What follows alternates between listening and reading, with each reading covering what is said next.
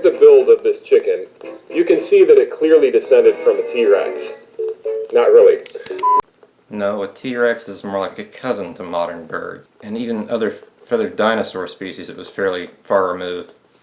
This cladogram shows where it sits on the tree of life. Birds do not descend from tyrannosaurs.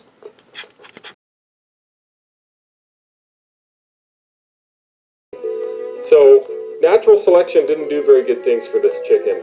And in fact, I guarantee you she's scared to... You're right, natural selection had little to do with it. It was an artificial selection. ...would be if it was truly survival of the fittest and only the strongest survived. Survival of the fittest is kind of misleading. Species that are well adapted to their environment survive, not necessarily the biggest and the strongest. I didn't think that people would actually believe that reptiles actually grew feathers and started flying. That's what people believe today. They believe that these reptiles, these Tyrannosaurus rexes from 65 million years ago. That's what the fossil evidence shows.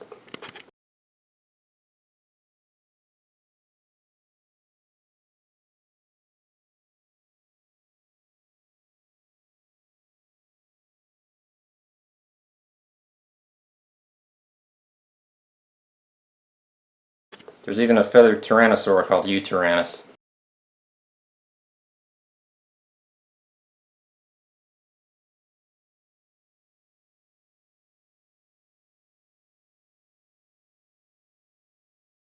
If you're an evolutionist and you're looking for dinosaurs and you want to find dinosaur bones, look, you could find some live ones today.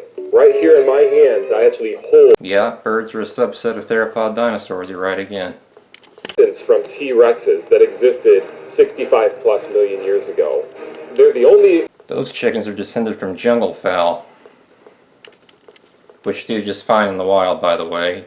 You may see the argument that chickens are weak and therefore natural selection did them disservice, but actually jungle fowl do just fine in the wild.